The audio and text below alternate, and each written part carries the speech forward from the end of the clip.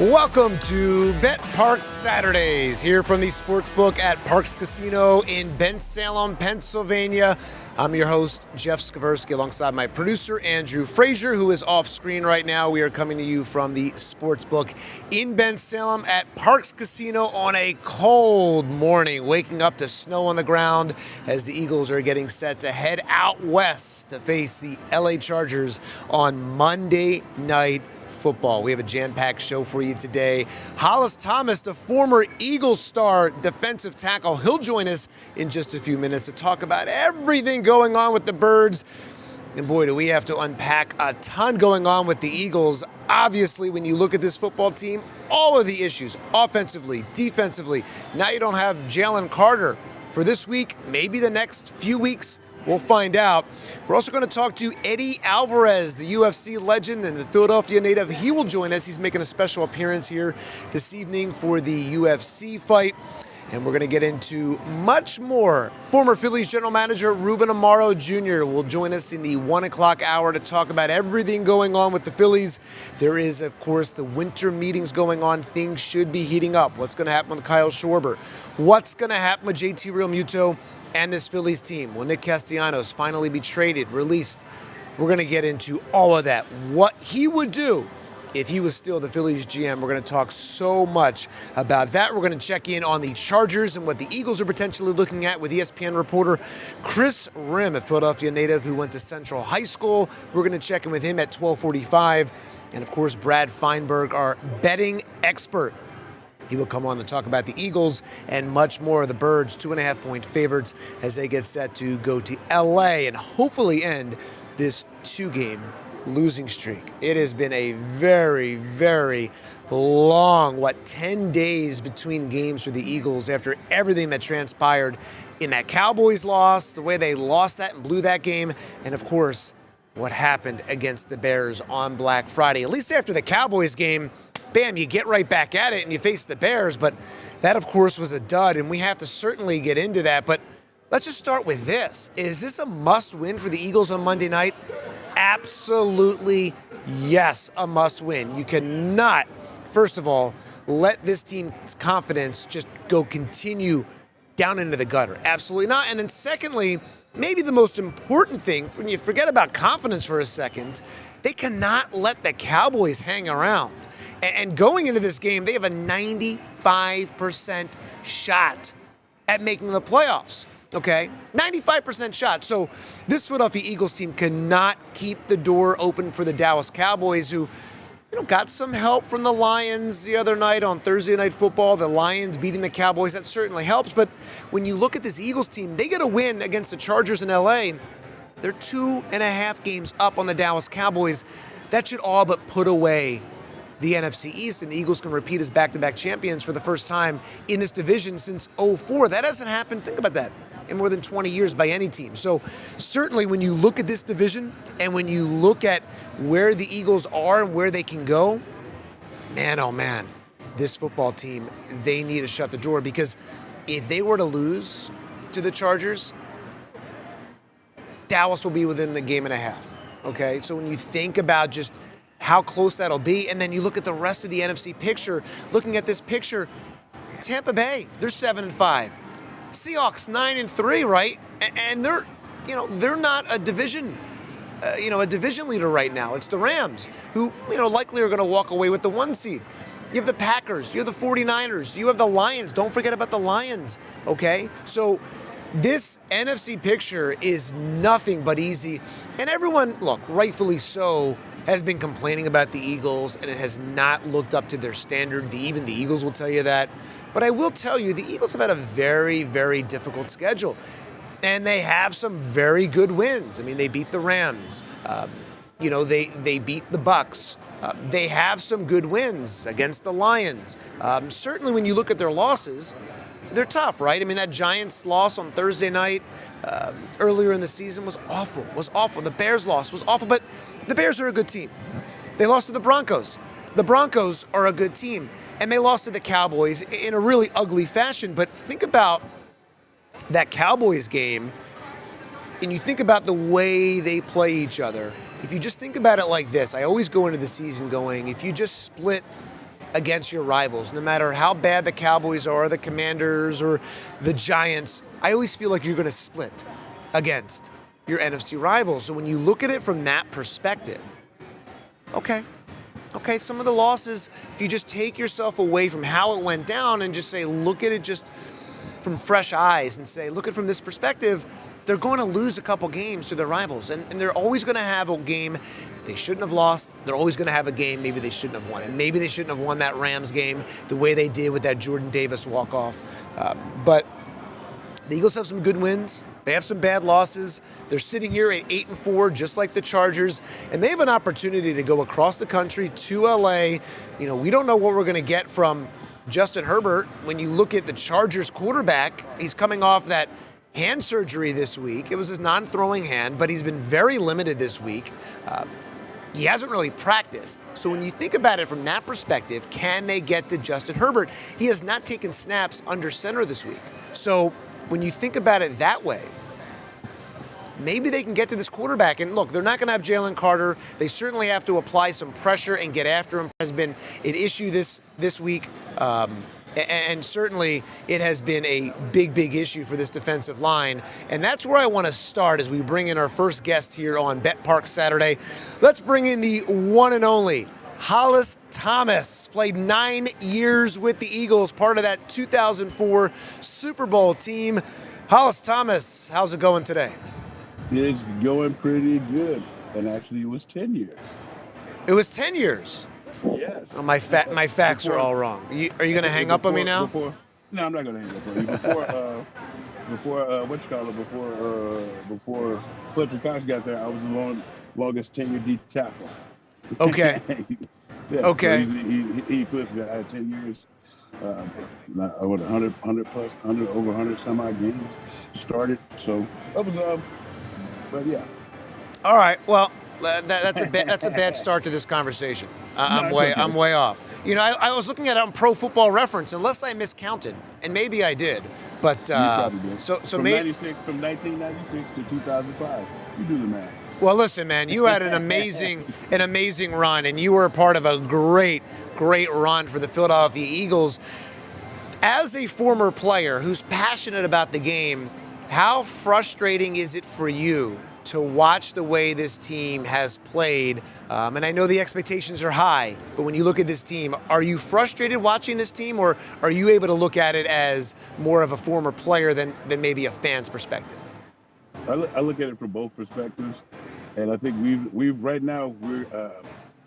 we seem real entitled. We only lost 2 games last year, dude, and so it's like when adversity happens, we're starting to act like we've never been through it, like, especially as an Eagles fan. Like we didn't start off 1-3 a couple of times in that hot run you're just talking about. I was talking to a few of my esteemed colleagues. I still do the show with Urban Fryer, Vetted, and he's just like, he's taking the fans' perspective, like the sky is falling. Like we're not 84. Like we don't have the ability to handle our business. We still have a good core, and we still the champions. So I mean, until somebody unseats us, or we're totally mathematically out of the playoffs or something crazy like that, it's like it don't matter when you get hot. It's like but the one thing that I do keep seeing is I want to see how the guys react to this adversity. Since last year, we didn't really have any adversity. We kicked everybody around. And so it's going to be great to see how these guys handle. They've handled us. The media. I consider myself one of you guys now. They've handled us. They've handled our criticism. They've always seemed to. The cream always rises to the top. It does, and I look at this football team. And you mentioned something there that we made this great run last year going into the playoffs, but when you really think about it, the season did not start off great, and there were a lot of people. There were a lot of people calling for Nick Sirianni's head, and I'm like, can we just relax a second? I mean, let this season play out. Just relax. Yeah. And that's how I feel about this football team. And listen, we're at the point now where you're going 5 games to go. You better get it together, but. Right. You don't think the sky's falling for the Philadelphia Eagles? No, I think it was I think the last game was, how sometimes when you play in football, it takes you a hot second to get on, and then you get on for like we won 8 games, and then we kind of hot, but then you kind of get knocked off your perch. And once you get knocked off your perch, then you have to go back to what got you on the perch in the first place. And everybody needs humbling throughout a long NFL season. And I feel like the last 2 games we were humble. We can't just roll the helmet out there. We have to quit making the mistakes. We got to pay attention to detail. If you look at it, and then not only the players but the coaches as well, because in the game versus the Cowgirls, we up 21-0. Why the hell do we come back with 3 or 4 straight passes, and we're up 21-0? It's like nothing kills a defense faster than a 12-second drive that doesn't result in points by your offense. Nothing a bunch of those turns the defense. The other team is paid to play. And if you continue to give their offense opportunities to get working, it's it makes for what we haven't been playing complementary football. And I said it last year that we have a new offense coordinator again. Last year we had both coordinators were brand new. The bye last year came at the right time because it gave the coordinators an opportunity to see what our guys did in real time and what they did well, and they came back and retooled everything. And you just had to get that one victory to get you back where you're supposed to be. Yeah, and I feel like. Go ahead. Yeah, sorry. You talk about having the different coordinators, and Jalen Hurts kind of opened up about that this week, a few days ago, and really saying it's been the biggest challenge for him since he's been here, which is having all these different offensive coordinators. He's had 6 different play callers since coming to the Eagles, and that is not even taking into account the fact that he's had, I believe, 14 going all the way back to college at Oklahoma, Alabama, every year. He's never had the same guy twice. And I think, and I was talking to Urban about this, it's like as a defensive player or an offensive player, you notice how as a guy is in the same system, he progressively gets a little bit better and better and better. And it's kind of like, when you first started doing what you do, you're kind of like nervous and stuff, but now you sit down and you go to work. I'm still nervous. I'm still nervous. Look at me. I'm messing up. How many years you played for the Eagles? I'm cheating a year. I know, but even then, though, you knew how to handle that. It's like, and then because you're in your realm, it's like it takes us at least a year in the same system to be able to know what you can and can't do.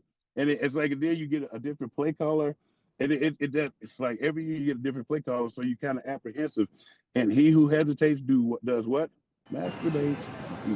When you hesitate, that hesitation is because you don't know the thing. You don't know. You know it, but you don't know it. It's kind of like walking. It's second nature.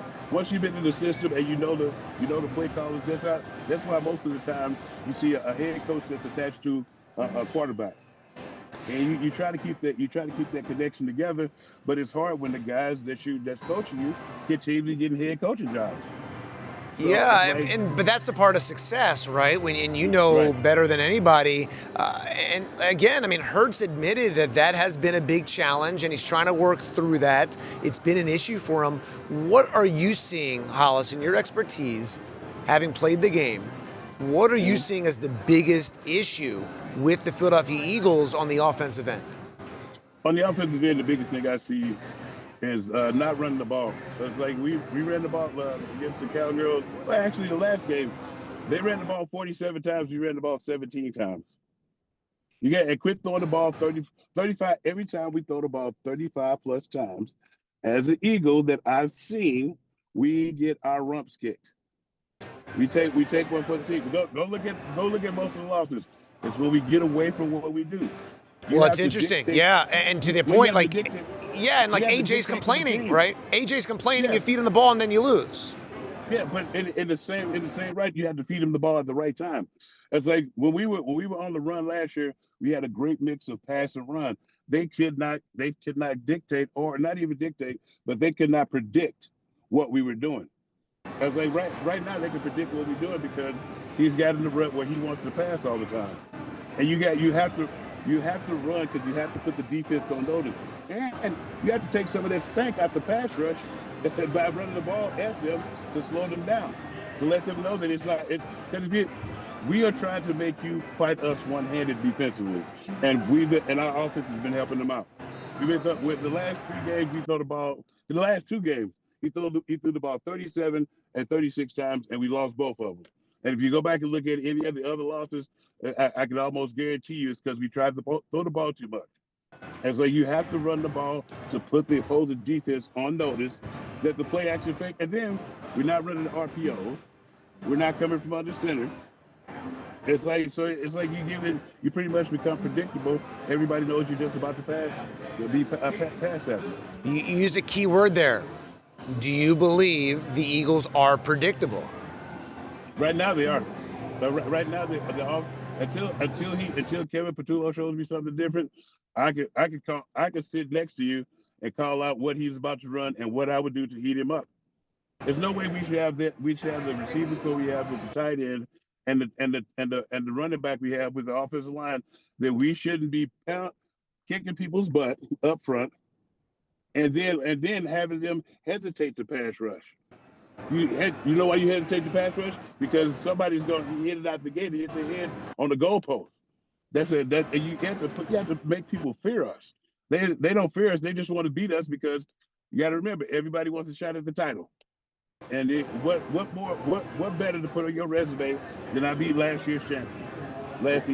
Well, that's right. They're getting everybody's best shot. But I want to go back to what you just said. So when you're watching these games now, whether you're at the link, whether you're working, whether you're at home, can you spot it out right away? I mean, we used to see Tony Romo on the CBS broadcast just calling the plays out. Can you seriously spot and go exactly what the Eagles are going to run on most of their plays, just watching from home as a former player? As a former player, I was. It's not fair to ask me that because I'm a weirdo. So I look at stances, and I can tell what the other team is running as well. But when we go out, you can tell that we're about to be pass happy. I was like, it's like you can see it. It's like, and then especially when he doesn't come from under center. You put people more on notice when you come from under center because they don't know if you're going to pass or run. If you don't, when you're standing back that deep, it's like if you run, all you can run is like the plays going sideways. That's like it puts you in a predictable situation. So it's like, even if I do pass rush, I'm gonna be upfield enough to where I'm gonna hit the running back or make an erratic cut and go sideways because as a defender, I'd rather you be running east to west than north and south. It's really interesting. It's so interesting you say that, and so then you go, what is the solution? I mean, A.J. Brown has been obviously frustrated, like everyone has, and Devontae Smith, I feel like, has handled it differently. For a while, Devontae Smith had way less targets and catches than A.J., and A.J. was vocal about it, and I get his frustration. But when you're the quarterback, you just want to win, and the goal is to win, and Hurts, he's been a winner, right, his whole career, and look what he did in the Super Bowl. Look that they won. Look at what he did in the Super Bowl they lost. He clearly played well enough to win that game as well. So when you're the quarterback and you have all of this talent around you, and that has been really the root of the frustration, is that this team has so much talent around them. How are they not playing better? But when you have your teammates going, man, like, I'm not getting the ball, my job depends on what Jalen does. If you're A.J. Brown, so then you start feeding them the ball, and then you're not winning games, and so you're not winning games. It's right? Like, so you have how do you balance that inside the locker room? How do you balance that? Well, I don't think it's going to be a problem inside the locker room. Him being boisterous and stuff, it's like you want your number one. You want him to want the ball. I was like, but he has to know, and they have to have. You have to know. It's like if you're doing it properly, he can be happy. You can have it where, like last year, the last couple of years, he's been happy because we had a great balance. But if you don't have that balance, none of the stuff you're doing is going to get him open, get A.J. Brown open, and give him the opportunity to get that 50-50 ball downfield. And he's got to want it. It's like you just have to. It's hard to keep. It's only one ball. It's hard to keep everybody happy. So, I mean, if he's going to be that selfish, you'll find out if he's going to be that selfish when they start winning again, and he's getting not as much, but a bunch of targets. I mean, if you throw the ball 20 times, you can at least get 7 or 8 targets. Right. 25 times. I mean, but you have to mix that stuff up. So, and then I think he's been in the league long enough to know when something's not working. And when everything is predictable, when they're jumping your routes, that's how you know it's predictable. So it's like it was cool early in the season when we were handling business, but once the NFL gets you on tape and somebody comes up with a formula to not so much stop you, but to slow you down so that they get a victory, everybody copycats. So we get it. We have to break up the monotony. Stop throwing the ball 30 plus times a game and make some runs in there, some quality runs that come from under center. And Well, dang, Nabbit, yeah. the RPO.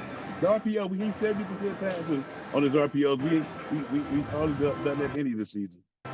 Well, when I look at this team, and you obviously know the sport way better than I do, when I look at defenses right now, I feel like they've been stacking the box. They're taking away the run, and they're saying, you know what, we're not going to let Saquon beat us. We're going to let Jalen Hurts beat us. And Jalen, for whatever reason, whether it's the offensive line, whether it's not, and that's obviously a big factor in all of this, whether it's the run game or the pass game. But, they haven't been 100% healthy. Lane's been out. Guys just haven't been healthy, so that causes an issue. It all starts up front. But when you look at the way this is gelling overall, it looks as if defenses are saying, you know what, we're going to let Jalen Hurts beat us. And Hurts just hasn't been himself. He's been great in his career as a deep ball thrower, but he just seems like he's off. What are you seeing as let's say they are trying to get the run going from the defenses? Are they just taking away the run and saying, hey, Saquon's just not going to beat us? Well, the funny part is they're doing a little bit of both. They're mixing up coverages. And you can see them trying to they're trying to stop the run with 7 because we have 2 really good receivers that you got to kind of double team them. So it's one of those things to where they dare you to run, and we're allowing them to chump us because we ran 15 or 16 times again, 17 times last week, and I want to say 18 times the week before. And both of those teams, they ran the ball, whether it worked or not. The other team was still running the ball at us, and we turned it to pass happy. One of those games, we were up 21-0, and what the hell are we still passing for? Some of it goes in the hands of the coaches. You had to have some situational awareness. Like I didn't like that Dallas game. It stung because we were up, and the fact that we came out passing, and then the last game when we scored, and then Jake Elliott missed the extra point. I was like, yes, this is one of those another humbling situation that we have to fight through. But it has to come. It has to come from the top. The guys have to have confidence in what they're doing. And if it hasn't been working and the opposing teams have been taking stuff away, they're not going to do it with the same umph that they would if they believed in what you were doing. So it's going to have to be a lot of guys looking in the mirror and giving up everything out there and believing in what they're doing and executing. And the one, I think the main thing, last game we had 14. I think we had 7 penalties. 14 Yeah, the penalties are killing them. Yeah, their own mistakes. Yeah, and it's the pre-snap penalties. Right. It's like so sometimes it's not because you can't. That's why you win as a team and you lose as a team. You can't really call anybody out because it's like when we were doing all the pre-snap penalties, a lot of those occurred on big plays, and it's like we can't even get lined up properly, or we don't know the snap count. We're jumping the snap count, and then Lane is hurt. Then you get Landon Dixon gets hurt. Then Jurgens is hurt. It's like so you got like a pretty much musical chairs on the offensive line, and they haven't been able to build the continuity that they had last year. I think some of this is overblown, what I'm about to say, with the A.J. Brown, Jalen Hurts stuff. In the last couple of weeks, it feels like Jalen Hurts is, a lot of people are pointing the finger at him, not necessarily inside the building. And, A.J. has voiced his frustrations on social media and, obviously in interviews and things like that. When you played, and when you may have had this great run with the Eagles, not everybody likes each other, right? And there's a professional relationship and a personal relationship. And obviously, you were on the team when Donovan and T.O. and all sorts of issues there internally. When you have some of that on the team, and I'm not saying it's at that point with Donovan and T.O. I don't think it's at this point. No, it's not. It's nowhere near that. Yeah. And it's like, I feel like this. I feel it's like when you listen to, it's always speculation. Everybody's speculating. Then, in immortal words of one of my favorite people people are recklessly speculating what's going on. I agree. It's like, if you don't have anything to talk about, reckless speculation is what a lot of people do instead of talking about the truth. But I do want It's to like, ask you. But I do want to ask you, like the point I'm trying to make here is, and obviously I don't think it's at that point, but not Right. even close to that point with AJ and Jalen the way it was with Donovan and Tio. I don't think it's anywhere Right. close on the same planet. But what I do want to ask you is, when you do have frustrations inside the locker room where things just aren't going well, how does that affect the team? How do you think it affects the team, and how do you solve that? Where you go, okay, you have your certain friends and cliques maybe on the team, certain guys hang out, and certain people may not love another guy, and that's going to happen. You don't love everyone you work with. It's just human nature. But when you have that, how does it affect a football team, in your opinion? It affects us negatively, and I think most of the time I've been fortunate enough to where I was in a TO situation that was laughable to me because it was just like a bunch of stuff that the powers that be, the people who were in charge, they created that situation. So it's like, if you don't, like, I don't see, and I think the people in charge now have learned from that situation not to create that type of situation. So I think the guys, they love each other because they honestly, they hang with each other and stuff. And you don't have to hang with everybody, but you're all there to do one specific thing, and everybody knows that you're giving your all. And that's just the way it is. And you can see that with this team. I don't think they're flustered or anything. I think they're just in a lull, in the ebb and flow of the season, where we hitting the dip. And I think a lot of people are just overreacting. It's just like, and I say overreacting, but we have to have something to talk about. We have to have something. Well, we was winning every game last year, and everybody always found something to bitch and moan about. Yeah, And it's I like, agree. and it's like, I've had conversations on the radio with people like the first Super Bowl run in 17 that we played against the Denver Broncos. Remember the 50 burger we put on them, on the Broncos? Yep. And I was talking to somebody I was dude from Pro Football Weekly or something. He said that Von Miller was the best player on the field at that time of the game. I was like, how in the hell is a defensive end on a defense that just gave up 50 points the best player on the field at that time? And I was like, did you actually watch the film? And as I talk to people who don't watch the film, who have either never played or they don't know what they're watching, not even in high school or anything, and they just make a lot of stuff up. And I don't. It's hard to talk to people when they haven't watched film. And I think that's what's going down right now is they've been patted on the back. And in the words of Sean Payton and Bill Parcells, don't eat the cheese. It's like, so it's what we have the case right now is them not really eating the cheese. But I think everybody on the outside is frustrated because I think they feel like they should see more of a sense of urgency from the team. That's what I need to see, more of a sense of urgency. I need to see the penalties come down. I need to see them give a damn. And that's why I think right now it's looking like they don't really give a damn. And that's what I see a little bit of it. But I think Why do you say that? Why do you say it looks like they don't care? the part because we keep having the penalties.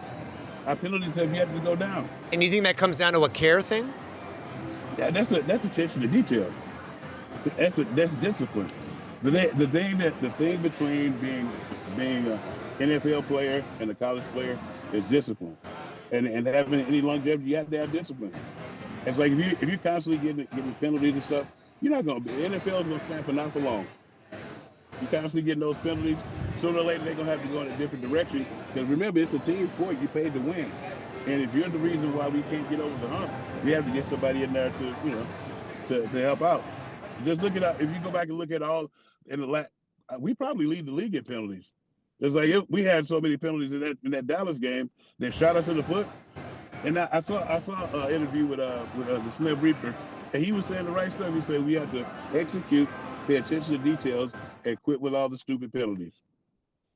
Now, in my opinion, the care part, it looks like you don't care to me because it keeps happening over and over again. How many times? How many times do I have to say to have Mr. Sorry because you didn't line up on the line, or you false started, Yeah, they have or you 104. did, They have or you did 104. something. I Yeah, wanted to look that up. Jacksonville has the yeah. most. The Eagles have 104 total Mm-hmm. flags. It's among the most, but it's not the most. Yes, But but it's like, but when you come from what we watched last year, we watched them do it. We watched them execute to perfection. Now we're not looking for total perfection, but damn, 100 penalties. Come on, right, come right. on. I At what point? It's like this, Jeff. When you're going through a season, all the penalties they should have been in the first 4 or 5 games. We shouldn't even be talking about penalties now because when you're getting started, you got to get up and you got to build up momentum and stuff, and you got to get into a groove. Once you get into the groove, the penalties should stop. The undisciplined should stop. You should be moving your feet. You shouldn't be holding. You shouldn't be on the 8 yard line and the ball goes over. It's going over your head and you go back. Now you know this when we playing against Dallas, and whoever that was returning those kicks, and the ball was going over his head, and he went backwards. You're supposed to put your feet on the 8 yard line. If that ball goes over your head, you go up and you block the person so they can't down it. That's a tidbit of special teams information for the kid who fumbled down in the zone on the Cowboys game. So is there enough time left, 5 games left, Chargers Monday night, that they can turn this around? Obviously, they have the talent to make a Super Bowl run. I think that's obvious. Right. Do you think, knowing what you know, that the Eagles can turn this around and make a Super Bowl run? I think they will. I think they will turn it around. You'll see. You'll see this game. This is a game that we kind of need. We playing against the second or third ranked defense, and the offense. Their offense is the Chargers' offense is slightly churning, and they're gonna run the ball. They're gonna get. Harbaugh likes to get physical, so this is gonna be one of those games where we got to get just as physical as they do, and we have to. It's a get right game. You're going across country. It's a hostile situation. It's nothing better. I feel like this is just a test. This is only a test. But it's Yeah, like and it is I feel like interesting. we can pass it. It, and I hope so, because I'm tired of hearing everybody complaining, and I'm really tired of watching what has been, bad football the last few weeks. Exactly. And then the last few things for you: not having Okay. not having Jalen Carter. He had that no. procedure on his shoulders. How much does that affect the Eagles' defensive line? I mean, they don't have a lot of sacks, only 24, among the fewest in the NFL. Pressure has Right. been an issue. Obviously, Jordan Davis, Moro Ajomo, they're going to have to step up. They even admitted it this week. Jordan Davis saying that he's felt the extra energy at practice this week, which kind of took me back. I'm going, why are we talking about that now? That there's been some extra energy, and maybe it goes to your point about the attention to detail and looking like you care. Yeah. But how much are they going to need other guys to step up, and how much of a loss is not having Jalen Carter for this game against the Chargers? Not having Jalen Carter for this game is a big loss because you know that they're gonna try to run the ball at you, and then we need that disruptive presence. But I think that this time I think we're more prepared for it than we were last time when he got ejected at the beginning of the game. Oh yeah. Because he's not playing, so you're able to get the other guy that normally if you go in the game knowing that you're gonna be a backup, you're chilling. You're kind of chilling because you're not gonna have to go in the game for a little bit, and you have time to get ready, and you haven't taken that many reps throughout the week, so you're ready just to play your role. Now when case in point, when I was in New Orleans, I was playing nose guard, so I was I was coming off of injury like the second year I was there. So he had another guy rotating, but they had him starting. He pulls his groin at the beginning of the game. Guess who's the only other nose guard that's up? We know. So I was, yeah, but it was like, but I was older, so I knew what to expect. But it's like you have those younger guys that we have, the draft picks and the first and second year guys, and the third year guys who've been backups, who now you get an opportunity to get them ready for the game this week. Get them actually ready. It's like when the backup quarterback rarely takes any of the first team reps. And then it's like when he's thrust into the game, yeah, he's been taking mental reps. It's kind of like being in combat. You've been training for combat, but until you get in it, whoo, But I feel like he's gonna be ready for the challenge this week. Well, let's hope so. And Justin Herbert, the Chargers quarterback, coming off hand surgery on his non-throwing left hand. As a former defensive tackle, when you know the opposing quarterback has some sort of injury, are you in your mind trying to poke at that injury? In this case, it's Herbert's hand. Are you trying to go after that to make that person uncomfortable? Yeah, you always want to make the quarterback as uncomfortable as possible. You don't want him to get any type of comfortableness in the pocket. You want to move him off his spot, and it's his hand. So you swipe at the ball anyway. So you're probably going to be hacking down a lot more to try to get the ball out of his hands. You're not going to be able to hold the ball as tight with both hands. And I don't know if I would start him. I gotta do that. You don't know if he would start? Because Trey Lance has taken a few. He's been taking some reps, but you're saying you may hold him out if you're Jim Harbaugh. Well, I would, because you have to look at the when you look at it, he's going to have to hold the ball like this with the other hand too. He's not going to be able to do that, and he just had surgery, and he's your franchise quarterback. I wouldn't, I understand the toughness, but yeah, let that bone heal. Let this bone heal for a little bit. But because the guy's going to be going at it, just how's he going to stop himself if somebody hit him from behind and he's going down? Right. No, it is a great point. So last thing for you, simple question: do you like the Eagles Monday night? Yes, I like the Eagles Monday night. I like them winning in a hardcore affair, 27 to 17. I like the sound of it, and hopefully the offense just gets rolling, and everyone can just take a sigh of relief, a big deep breath about this football team. It's been a very, very, I feel like a rocky season, and it shouldn't feel this way because they're coming off a Super Bowl, and this team, certainly the last two games were not just losses, but ugly in the fashion that happened. So hopefully they get back in that win column. And hopefully things are easier for this football team and Jalen Hurts in the offense. Well, Hollis Thomas, Eagles legend, the one and only Hollis Thomas, defensive tackle, played on that 2004 Eagles Super Bowl team with Donovan and all those T.O. and all those characters. So we appreciate your time. Great insight. We appreciate your time, Hollis. Anytime, Jeff. Thanks. I appreciate you. All right. Drive safely. I see you in the car there. Okay. I'm the passenger. Oh, okay. All right. Look at you. I talked to you a little bit. Well, the one key that I did want to mention to drop it to you is we need to run the ball just a little bit more. Oh, and I'm sure Saquon Barkley would agree with you, along with Kevin Patullo. Yeah, he's got to make the call. You're right. You're right. You know? Well, Hollis, thank you so much for taking the time. Safe driving.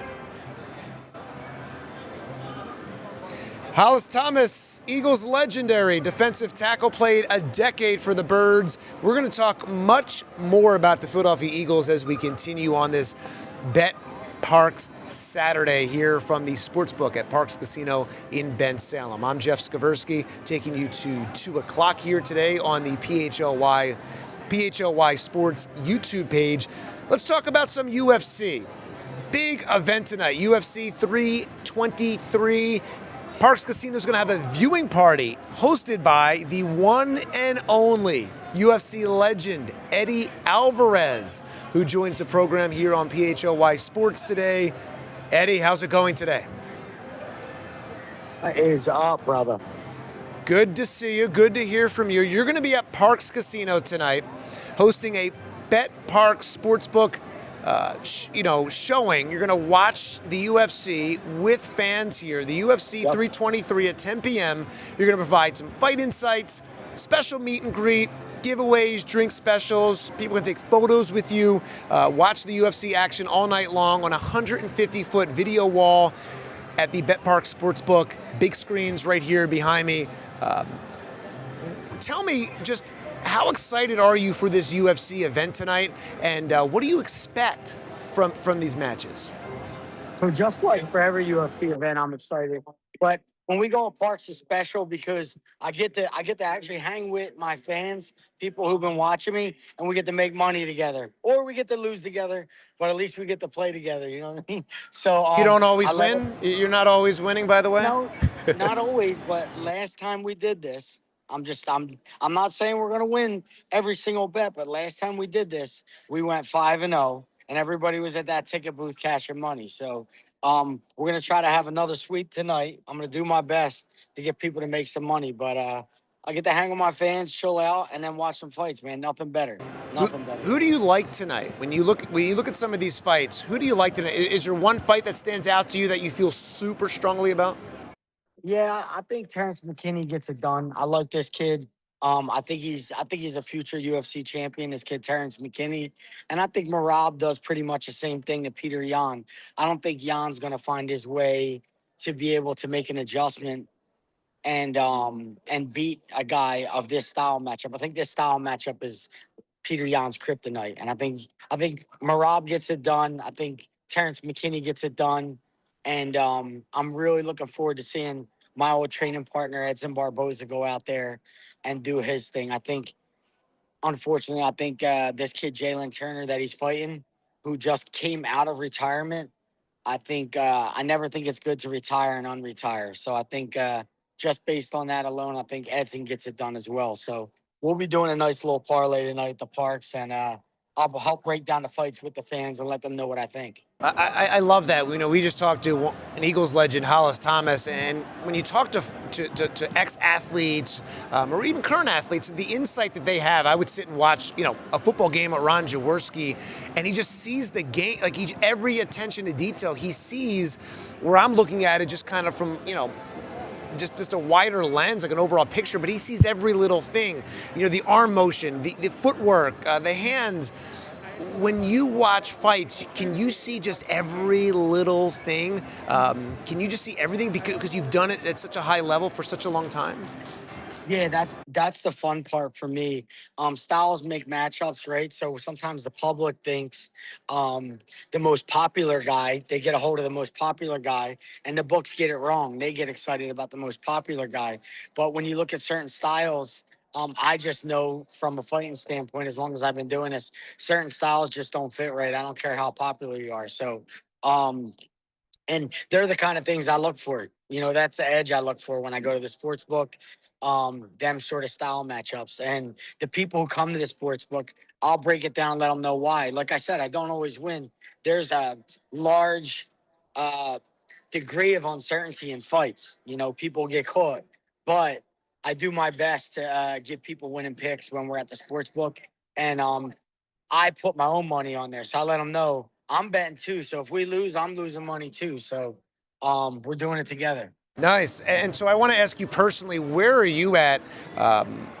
You haven't been able to fight. I guess you had a broken jaw. Where are you at with that? And what do you think your future is?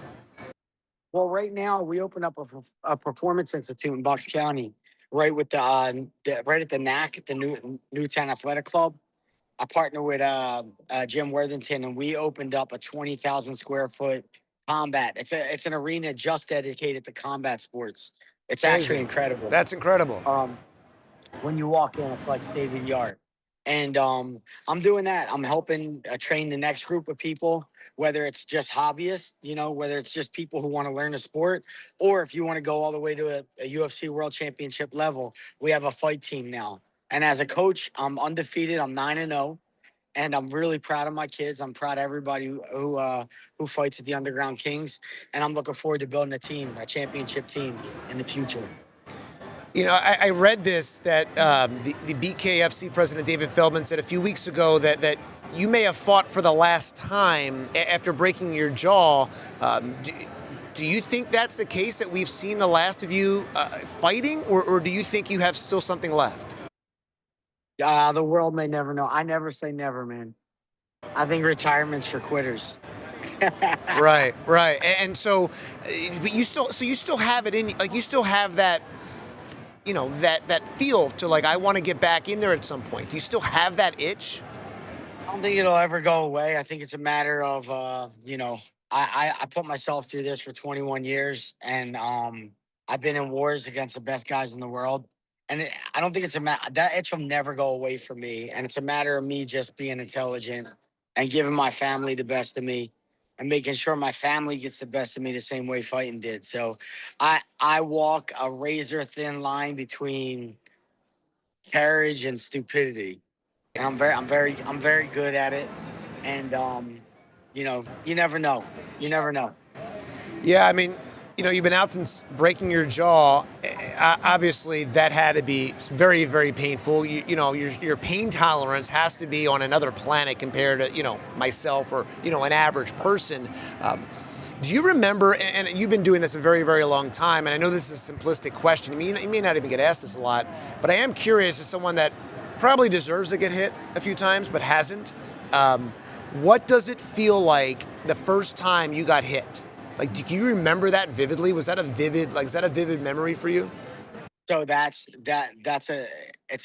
love your question. It's a great question, but the idea of a training camp, as you're preparing for a fight, the entire idea of a training camp is to remove yourself from your feelings, and be disconnected from any feeling. And you're just supposed to go in there thoughtless and fight like a dog. So I don't feel when I go in a fight. Every time, even during the camp, when my feelings are getting involved, the job is to ignore them and just continue to fight. So, um, if I'm fighting well and I'm fighting in the zone, I'm fighting at a high level. There's no thoughts and there's no feelings. It's just instincts. The entire time inside the cage should be an instinct. It shouldn't be a thought or feeling. So, Do you remember though the first time, as a kid, just getting popped and going, whoa? Do you have that memory? Do you have that recollection from? Do you remember that? I do. My first loss ever was in St. Petersburg, Russia. Actually, Vladimir Putin and Jean-Claude Van Damme were in the front row watching, and I was probably a 23-year-old kid, and I was up against a very tough veteran, and he was popping me, he was beating me, and it was the first time in my career where I was not the hammer, I was the nail, and I didn't deal with it good, and I lost. And when I look back, it was the very first fight I was actually in where I dealt with adversity, and I lost. I lost my very first fight. Up until that point, I was 9-0, but I haven't been in a real fight, and that was the first real fight I was in. It taught me a lot about myself. Yeah, and you probably, obviously you never want to lose, and we hear this all the time. We've heard Nick Sirianni talk about with the Eagles, he's thankful for the adversity. I imagine that actually, you don't think about it probably at the time, but when you can have the perspective to look back, you probably go, hey, that was a good thing. It'll put a chip on your shoulder. It'll give you more gratitude for winning. I think when you win so much, sometimes you lose the gratitude for winning, and you realize how much losing sucks. So it's good to build that gratitude. There's no power like gratitude, and it definitely puts a chip on your shoulder if you're a champion, you're a competitor. So that's what it did for me. I mean, in retrospect, it's great, but when it's happening to you, it fucking sucks. I'm sure it is difficult. Well, Eddie Alvarez, UFC legend, the Philly native, you will be here tonight at Parx Casino for UFC 323. You're going to be hanging out with a viewing party, watching all the fights, hanging out with fans, taking pictures, some insights, a little gambling, you name it. Thanks for your time today on PHLY Sports. I appreciate you, Philly. I'll see you guys out there. All right, Eddie Alvarez, legendary UFC lightweight champ, the former UFC lightweight champ, the underground king, Eddie Alvarez, joining us here on BetPARX Saturday. He's going to be here again, 10 p.m. tonight, and provide fight insights, special meet and greet, giveaways, drink specials. You can get a photo with Eddie Alvarez, the UFC legend, watch all of the UFC action with him all night long, 150-foot video wall, and you can do some gambling. Eddie says last time he was here, it was winner, chicken dinner, winning all night long. Hopefully he can provide that insight tonight for UFC 323. So let's get back to the Philadelphia Eagles. Do we have our next guest, Andrew? All right, we do. So We're going to get back to the Philadelphia Eagles. Obviously, a huge game. Monday Night Football. Eagles headed out to L.A. to face the Chargers. Let's bring in L.A. Chargers beat writer for ESPN, Chris Rim, a Philly native from Central High School. Chris, how's it going this afternoon? Good. How you doing, man? So I guess it's this morning where you're at, right? You're in L.A.? Yeah, 9:50 a.m. 9:50 a.m. Still having your coffee, getting ready for this game. Obviously, this is a big game for both teams, both coming into 8-4. I think everybody in the world wants to know what's going on with Chargers quarterback Justin Herbert. The last 2 days limited, at least on the injury report, but has he really practiced as he's coming off that left hand non-throwing, surgery on his left hand there? Yeah. He's practiced. He's done 7-on-7. He's done 11-on-11. He's taking snaps, not under center, but out of the shotgun and the pistol. I say this about Justin. He's played with fractured ribs. He's played with 2 high ankle sprains. He's playing on Monday. Like there's, you know what I mean. Like I don't. There's no doubt in my mind that he's gonna play on Monday unless something crazy happens before then. It's just about getting comfortable and what the offense will look like. I don't have any doubt that he's gonna play though. Does it matter, you think, for the Chargers in this game if he doesn't take any snaps under center? I mean, he's been doing it long enough, and we hear this all the time. We saw it in the Lions game against the Cowboys. Amon-Ra St. Brown, really didn't practice and, dealing with his injury. But these guys are veterans. Do you think Justin really needs to be full strength practicing under center to be able to play in this game? No, I think he'll be all right. 2 years ago, Justin fractured the middle finger, I believe, on his non-throwing hand. And so I would say, I think around 2 games they played, he didn't take any snaps under center. So this would be a return to that situation. I do think, though, this time, different from last time, the Chargers have talked about employing Trey Lance in goal line and short yardage scenarios if they need to do something under center. They didn't feel comfortable doing that last game because they didn't feel like he had enough reps with the first teamers. But I think they'll be fine. You saw not the second half, but from the second quarter on in that Raiders game, they ran the pistol and shotgun, and it was fine. So, but obviously that's the Raiders and not the Eagles. So we'll see how it goes. Do we know with Justin where the swelling is? I know earlier this week he talked about that was kind of his big focus, is finding a way to get the swelling down. And I noticed during his press conference, he had his left hand, his non-throwing left hand that had the surgery on. It was in his hoodie. Do we know where the swelling is? And obviously he has, a threshold for pain tolerance, but do we know where he is at just physically, from a physical standpoint? No, we have no clue. He's super secretive about it. He hides his hand. If we're in the locker room, he tries to go elsewhere, hides out somewhere so we can't see it. And then he wears a cast. And as you saw, walks into the press conference with it tucked in his pocket, even though I think he had a cast over it at the time. So I'm not sure where he's at with swelling, but that's, like you said, he said that's the biggest thing right now is getting that swelling down.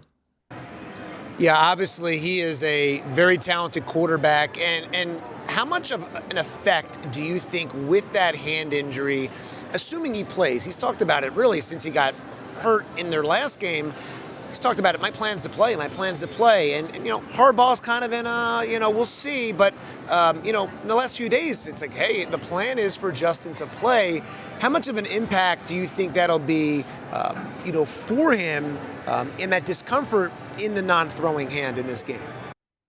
Yeah, I will say it is weird how open they've been about Justin playing. They never do this. They never share. They're super cautious about injury news. They never give us updates. But this week, Jim is optimistic and preparing for Justin to play. And Greg Roman, Justin's going to play. Justin saying he's preparing to play. So unless it's the craziest smokescreen of all time, they were never concerned about him playing.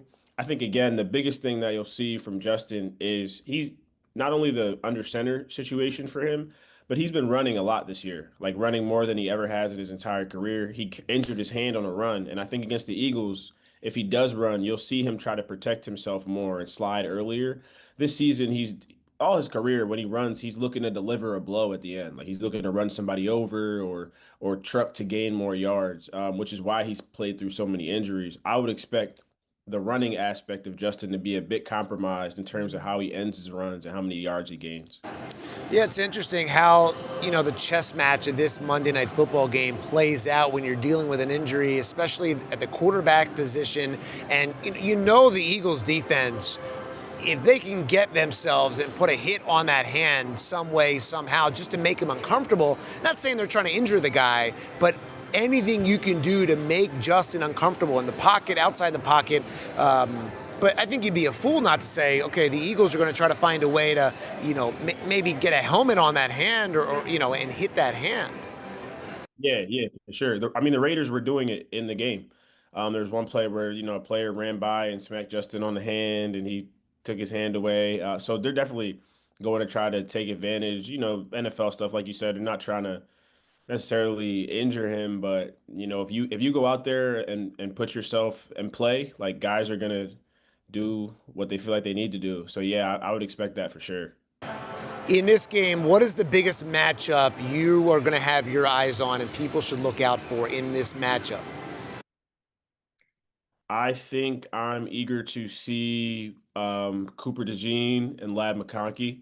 I think I was excited already, and then Greg Roman said something yesterday about how he likes Lad versus anybody, and how he expects Vic Fangio to switch it up, and they're not going to be one-on-one all the time. But Lad's a slot guy, Cooper's Soup's a slot guy, so I think that'll be a cool matchup to see. And then beyond that, you know, not so much on the field, but Greg Roman, Jim Harbaugh, and Vic all work together in San Francisco.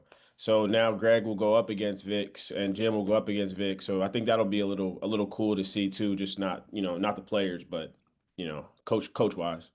Yeah, and I did want to ask you about that. And listen, Jim Harbaugh was talking about it this week, and that Eagles defensive coordinator Vic Fangio and him go way back. Is there an advantage there as far as when you talk about the chess match? And there's so many of these storylines every week with different coaches or players have played on this team or that team. And, it is a small league when you really just think about it. But who do you think wins a chess match there when you think about Jim Harbaugh and his relationship with Eagles defensive coordinator Vic Fangio? They obviously have a great rapport. And I know Jim this week talked about just how much he thinks the world of Vic Fangio. Yeah. I think because of the familiarity with each other, they have to have a sense of their tendencies. Like what I think, in large part, like probably the foundation of the things that they believe in and what they're going to do in certain scenarios. Obviously, things change over the course of, a decade. I think it's been since they were in San Francisco. But at the end of the day, Jim and Greg are the same types of coordinators, right? Like things change, but the same types of coaches. And I think Vic is also the same way. So I think they will know each other's tendencies, and it'll be cool how they respond to that in certain down and distances, like maybe what Jim likes to have on 3rd and 3, or what a look Vic has liked to do his whole career, maybe in certain scenarios. So that chess match will be cool to see between Roman and Vic Fangio. We were talking with former Eagles defensive tackle Hollis Thomas at the start of the show, and he was saying how the Eagles have been predictable on offense, and he can call things out immediately. And he wants to see an Eagles team this week that looks like they care more. When you look at this matchup and you talk about the Chargers defense, they're among the best in the NFL. How problematic do you think this is for the Eagles offense when you look at the Chargers D and just how well they've played? Well, I think the thing with the Chargers defense is that under Jesse Minter, they've really taken advantage of bad quarterbacks. So they really beat up on not great offenses. When they face good to great offenses, it usually isn't great. Like they usually get, a lot of the times they get gashed. Not always, but I mean, a good coordinator in Jacksonville, Liam Cohen, who was the coordinator of the Bucs the year before, he's put up 36, and this year he put up 40. When they've played other teams outside of the division, similar things have happened. So I think the Eagles have an opportunity here. I think against this Chargers defense, but I'd also say, like, since the bye week, the first team they played was the Raiders. But in that, against the Raiders, they showed a bunch of different looks, a bunch of different defensive fronts. And I think you'll see a different Chargers defense against the Eagles, one that maybe is better suited to face an offense like Phillies in ways that they weren't before the bye week. That's an interesting perspective. When you think about, you say they've taken advantage of bad quarterbacks. You're from Philadelphia. Like, the fan base here. If you just listen and haven't really watched the games or just know the history of the Eagles the last few seasons, you would think this team is 1-10. And just how harsh things are in Philadelphia. Who do you think needs this game more? The Eagles or the Chargers? That's a great question. That is a great question because it's something that I've been thinking about all week. I think Philly needs it more because the Chargers aren't really supposed to win this game, right? You know what I mean? Like I think most of the country probably expects the Eagles to win, and they expect Philly to be a contender. Like if the Chargers lose this game, it would be like okay. Like if the Eagles lose this game, it's like oh this season is like this is really sputtering out of control. Like this season, is gone. That would be three straight for Philly if they lose on Monday, correct? Yeah, and it would be ugly. I mean, when you go back a couple weeks ago, they blew a 21-point lead to the Cowboys. Okay, so the Cowboys scored 24 straight points. That was horrible. Now, okay, you may lose to the Cowboys, fine, but in the fashion they did. Then on a short week, on Black Friday, they just got, in my opinion, embarrassed by the Bears. And the Bears are a good football team under Ben Johnson, what he's done out there with Caleb Williams and that team. But it's just been a very, very ugly 9-10 day span with the Eagles, and people are frustrated because the offense has not looked really up to par, and they've just really been the way they're winning games. People just aren't happy. And listen, you're from here, how this fan base is. At the same time, they have all the talent in the world. They're clearly on paper a Super Bowl team, but they just haven't performed that way. Yeah, exactly, and that's why I think they need this win probably a little bit more than the Chargers for all the reasons you just brought up in that before, right? But this is a game that the Chargers need too. I mean, they're chasing the division, they're chasing a playoff spot. They could very well miss the playoffs. They got a tough stretch coming up with Philly, Kansas City, Houston, Dallas, and Denver. So we'll see. It's a big game for both teams, man. All right, final question for you. Chris Rim from ESPN covers the Chargers, does a great job on ESPN.com covering the Chargers. Give me a prediction. Eagles 2.5-point favorites. Who do you like in this game? I'm going to go Eagles 24, Chargers 17. All right, so you're going with the Eagles, picking the Eagles, 24 points. That sounds like the way the last few weeks have gone, that sounds like 400 points, the way things have gone for this Philadelphia Eagles team. The last couple weeks struggling with the offense. So, all right, well, Chris Rim does a great job covering the Chargers for ESPN.com. We appreciate the time here on BetPARX Saturday here on PHLY Sports. Thank you, Chris. Thank you, Jeff. Great talking to Chris Rim. Some great insight there. The Philadelphia native and Central High School grad. Of course, BetPARX Saturdays here at the Sportsbook at Parx Casino in Ben Salem. And you can give the gift of entertainment this holiday season. Tickets to see national headliners right here at the Excite Center at Parx Casino. They make a great gift for this holiday season. Something to offer for everyone. Entertainment, including tonight, an evening with Ken Jeong. Of course, he's in those amazing Hangover movies. He'll be here tonight at Parx Casino. Just around the same time he's finished, Eddie Alvarez will be here. But Ken Jeong, the comedian, actor, producer, best known for his breakout roles in the Hangover films and the hit TV series Community, a former physician. Remember, he's a former doctor, right? You would never know.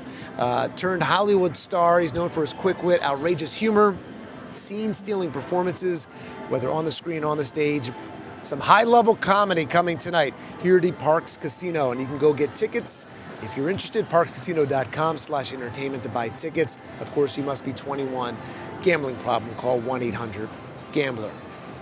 All right, we've talked about a lot so far on this show. We've talked to Hollis Thomas about the Birds. We've talked to Eddie Alvarez about his UFC future. Perhaps he's not calling it quits just yet at 41 years old.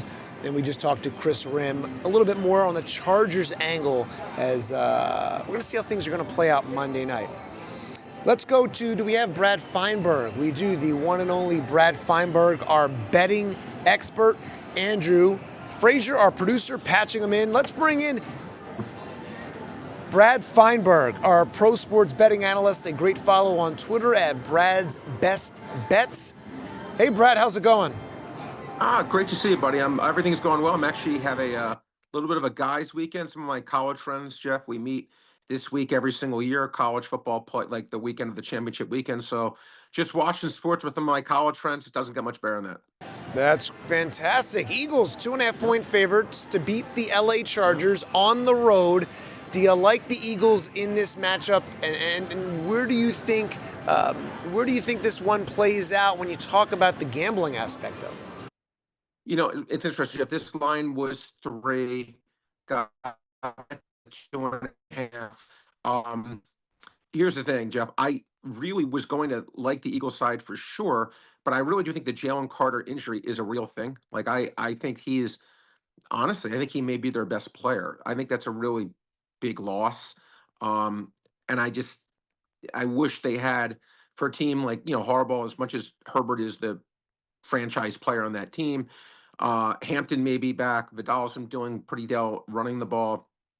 I just feel like that guy in the middle of the defense to slow that down would have been a huge thing. That being said, I don't think the Chargers are a very talented team outside of Herbert. I really don't. I think they're very okay, and they just ride the shoulders of an incredible player in Herbert. This is a game the Eagles should win, in my opinion. Chargers have no home field advantage at all, Jeff, as you know, none, zero, zilch.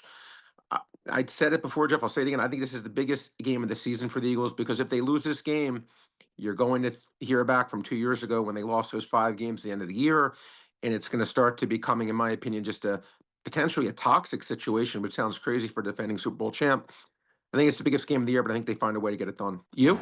Yeah, listen, I'm with you, and I think it would be a nightmare if they lost this game because you have an opportunity right now to put the Dallas Cowboys away. We talked about it at the start of the show at noon, which is if the Eagles win this game, they're 2.5 up on the Dallas Cowboys. And I know in football, we're talking more of the way you talk about baseball, but if you lose this game, you look at the entire NFC picture, but with the NFC East, the Eagles then only have a 1.5 game lead on the Dallas Cowboys, and you're really letting them hang around right now. I mean, look, the Eagles have a 95% shot at making the playoffs. It's all but a lock. And so, yeah, I think this is a must-win for multiple reasons. When you talk about having 5 games to go here, must win all the way, not only for confidence, but really for the future of this football team. I mean, if they were to have a massive meltdown, and look, this schedule's not so easy. I mean, you have the Chargers, the Raiders, 2 games against the Commanders, and I don't care what you say about the Commanders, the way things have gone for them. NFC East games are tough, and then you have a game against the Bills. I mean, listen, the Eagles, I could see going 2-3. I could see also going 4-1. So, this is a must-win. To your point, they have to win this game. They need this game. What is the line telling you about this game? Well, Jeff, again, but more so even from, I see what you're saying about the Dallas thing, but for me, Jeff, and I usually try not to get into the psychology of stuff. It's not my thing, but I really do think there's something to be said for the fact they've lost 2 in a row.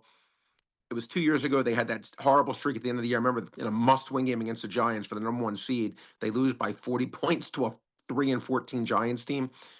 And it's just the way the season just went, it was just, you kind of knew they were on that downward trend. I feel like they can right this ship here. It's like, okay, listen, we cleaned up the mess, but if they don't, look, the line's telling me, Jeff, here's the thing. It's very rare, Jeff, to get a game off of 3 is hard to do. Like you can move a game from 5 to 6 or from, 12 to 13 or, 4 to 5, much easier, 1 to 2 than going from 3 to 2.5. That's a significant move. It takes a lot of money to get a game off of 3. So there is some sharp money that has certainly come in on the Chargers, despite the fact that their quarterback had a hand surgery. And, look, you never know how someone's going to react to that or not. But look, again, the look ahead line for this game was 3, the Eagles laying heavy juice. Combination, I think, of just the Eagles playing so poorly against Chicago, the money's come in against them. And I understand why. I mean, they're kind of they're going to make the Eagles prove that this is not 2024, repeating, or was it 2000? I'm getting years confused, right? 2023, the year that they lost those 5 games in a row at the end of the year, Jeff. So, sharp money has come in on the Chargers. Really? So, how would you bet this game? I mean, is it, I look at this game and I see the Eagles struggling, and I want to say, okay, they're going to bounce out of this, and this is going to be their week. And when I look at this, just the way it is, I mean, I would pick the Eagles, right? Like, when you look at the Eagles right now, as I look at this BetPARX sheet, that the Eagles have a 2.5 point favorites. Am I going, hey, the Eagles are going to win by a touchdown easily? Well, no, Jeff, look, I don't think anything in this game is going to be easy at all. Like, I think this game's going to be close either way. I've said it a few times, said it in the Green Bay game, I think it'll go down to the last play. I said with you during the Dallas game, I think it'll go down to the last play. This is a game I think very easily could go down to the last play again. I will be surprised if either team gets margin here. Look, I'll be honest, like, you wanted to tease the Chargers from 2.5 to 8.5. I don't think that's a bad bet, because I don't think the Eagles win this game by margin, Jeff. I really don't. I think they'll have a very decent chance to win the game by 3 or more, but to win by probably double digits, I don't think that's going to happen. I think the Chargers are good enough to keep this game competitive. I think this game is going to be close. I keep thinking, Jeff, and it hasn't happened yet, I keep thinking that when I watch the Eagles have success, I think Jalen's running ability is a part of that. And I feel like in the games they don't have success is when he doesn't run much. And I'd like to see him get involved running the ball, because it's like interesting, Jeff, when you take away his running ability, is he really that great of a player? Like, I think that's what makes him unique and good. And the guy who won the Super Bowls is that he does have the ability to run and be a two-way player and do dynamic things. And when they just try to use him as a pure pocket passer, so to speak, he's below average. So I don't know why they don't make that a bigger part of it. And just my 2 cents. And that is a great point. And, Jalen, there was a report that came out this week about, Jalen didn't want to run as much this year. And certainly McNabb used to say the same thing. I hated that. Yeah, that's what makes you good. Well, the numbers are certainly down statistically. But to me, it's twofold. I mean, for years, it's like, okay, Carson's running too much, or Michael Vick's running too much, or Donovan's running too much, or early on Jalen's running too much. You can't have it both ways. And so early on with Jalen, a lot of people thought his first couple of years, when he was winning, and he did lead the Eagles to the Super Bowl when they lost to the Chiefs the first time, he's running too much. And you can't have it both ways. And so that's the one thing that annoys me, that I go, everybody just keeps going, okay, they're not winning, they're not doing well, he needs to run more. Well, okay, let's say he does run more, and it leads to an injury, and he gets hurt. And so that's been the big thing over the years, where a quarterback, if he's running too much, it's going to lead to injury. Jalen has done an amazing job of not only winning, but making himself get out of harm's way and stay healthy for the most part. He had the concussion, against the Commanders. What was that, last year? But last year, yeah. But for the most part, Jalen Hurts has been available, and he has played. And you look at that, it wasn't the case with Carson Wentz. And look, football's a violent sport, and I hate saying somebody's injury prone or anything like that. Sometimes things just happen, but you can't have it both ways. And we talked to Hollis Thomas at the start of the show today, the former Eagles defensive tackle, and he's like, yeah, absolutely, you have to get the running game going, more so with Saquon Barkley, but as a whole, defenses are taking away the run from Saquon and the Eagles, and they are saying, I think, let Jalen beat us. But Jalen, in my opinion, Nick Sirianni has said it. I've talked to Wilbert Montgomery, the Eagles legend, others, Jeremiah Trotter. A lot of people have said Jalen Hurts has one of the best deep balls in football, and a lot of people don't give him enough credit for that. But this year, it's just been off. And yes, they have to get the running game going. So you think it's going to be a tight game? So picking the Eagles is not a lock in this game at 2.5. No. Jeff, they're about $1.40 favorite or so. No, that's saying they play the game 12 times, so it goes 7-5. But it's interesting, Jeff. One of the things I like to do in life to let me know if something's good or bad. If you were rooting against the Eagles, you're their opponent, and I said to you, do you want Jalen Hurts running the ball if he has the chance to run it? I'm 99% positive you're going to say, no, I don't want him running the ball. Let him throw the ball. I don't want him running, which lets you know him running the ball is something that would be a positive for the Eagles, because your opponent would not want to see him running the ball because he's such a dynamic, great runner. He's tough. He's strong. He makes plays. again, to me, and I remember it used to drive me nuts with McNabb. He's like, I'm not a running quarterback. The heck you weren't. That's the reason you had a borderline Hall of Fame career. If you didn't have that, I'm not going to say you'd be out of the league, but you probably wouldn't have even been a starting player. So, like, I don't like when people, it's not a perceived slight saying that he's a good runner. I mean, that's a compliment. Josh Allen's a good runner. Lamar Jackson's a good runner. Drake May's a good runner. Why is it a negative to Jalen Hurts saying, oh, scrambling is part of your game? I know some quarterbacks are sensitive about that. They don't like to be called a running quarterback, but I would embrace it because to me, that's the reason he's getting paid $50 million a year. Trust me, if he didn't have that athleticism, he would not be making $50 million a year because he's certainly not that kind of pocket passer, which Do you think that the odds makers are questioning Jalen Hurts' recent consistency? This time when you look at things, that the way it matches up against the Chargers, when you look at the way this game is laid out? Yeah.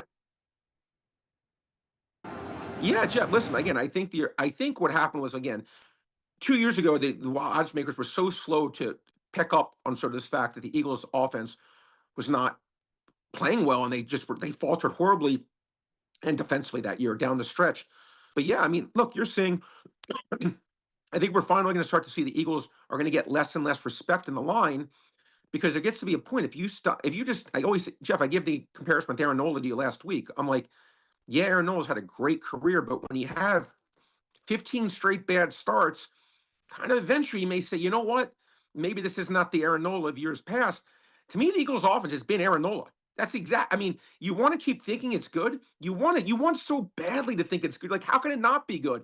Barkley's good. Devonta Smith's good. AJ Brown's good. Jalen Hurts is good. Dallas Goedert's good. How can it not be good? But the bottom line is, Jeff, it hasn't been good. Outside of that first half against Dallas, and they had that little run against the Rams at the end. God, excuse me. What good performances has this offense had? So, yeah, I mean, at some point it has to improve. You're the betting gambling expert. I look at it like this. If you've lost 14 in a row, I look at it like this, right? It's keeping it simple. If I lost 14 straight hands of blackjack, yeah, I feel like then I'm due, and I feel like I'm owed. I'm owed to go on a great run. That's just my mentality, and I think that maybe that's human nature. I don't know. You may know better than I do, but you mentioned something. I thought it was interesting there, that are the odds makers not giving the Eagles enough respect, or are they taking into account just the recent struggles? Well, it's interesting. It's funny. You just said, without even meaning to do it, I wish we knew each other better because without even meaning to do it, you just said the one thing in life that's like one of my favorite things to say in life. You said you're due. It's Jeff. And I love you. You're a super smart guy. So please don't. I'm not. Anything other No, than that. I'm not. But no one is ever due anything. Like in gambling, you go. I used to remember. I'll tell a quick little story. I used to go away to a trip every year with my guys where we go March Madness. And one of my good friends, he'd wait. True story. He'd wait until there was 12 straight.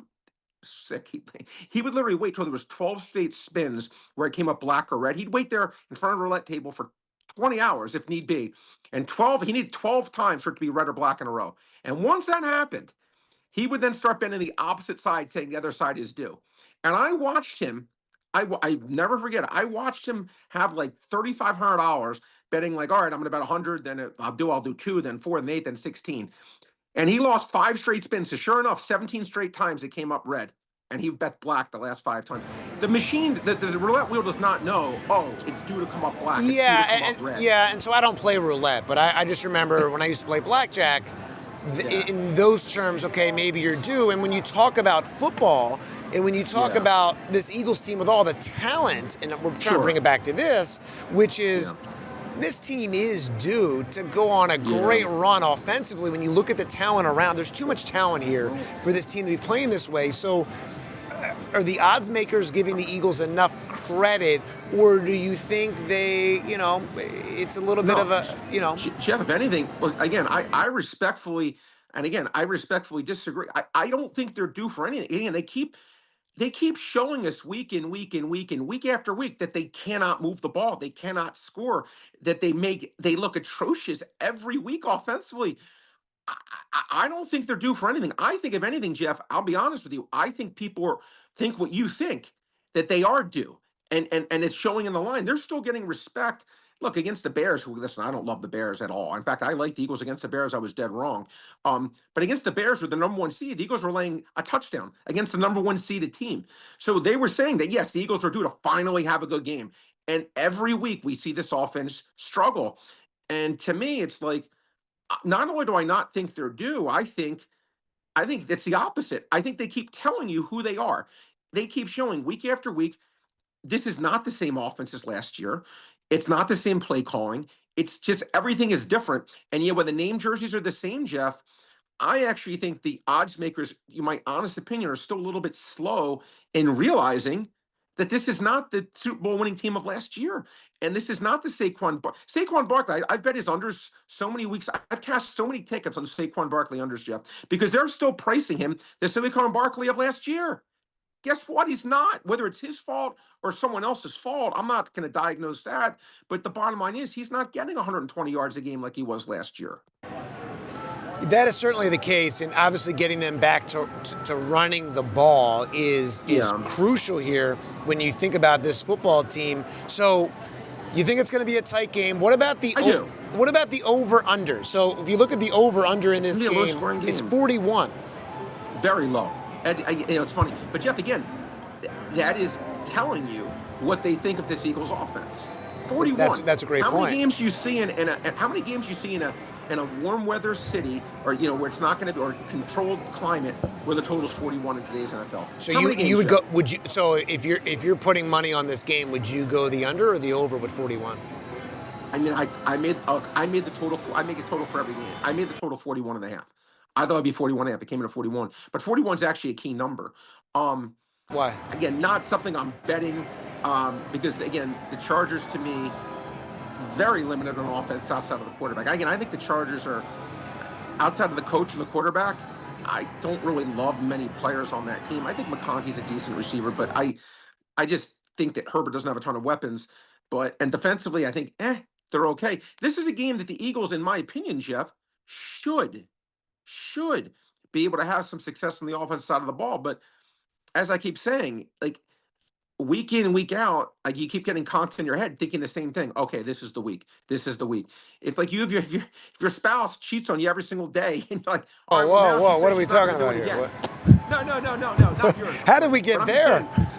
No. I'm just saying, at some point you have to say, this is my reality. And that's just my opinion. I'm not trying to be over about talking about the Eagles at all. I'm an Eagles fan, but I think that to expect this offense just to snap your fingers and poof, we're going to be last year's Eagles, I think it's very naive thinking. We talked about this earlier, is that the Eagles are working at it, right? Jalen Hurts says he's gone back years trying to figure out, what worked here, what worked there. And I did find this candid and interesting from Hurts this week, saying that, it has been the biggest challenge since she's been on the Eagles, 6 play callers in 6 years. And I do have to say, like, if you just take a step back and just go, imagine having, 6 different bosses who all want different things, who all do things a little bit differently. That is a big challenge. And I gotta say, if you just take a step back and say, I get it. And he admitted that's a big challenge for Jalen Hurts. And so I understand. Jeff, let me ask you a question. And I'm just curious about this. And I said that last week. And again, I know it was a different situation because maybe the Bears weren't prevent. But when the Eagles at the end had to score, they go down and score a touchdown right away. When they had to score in a hurry-up offense. I've been saying it.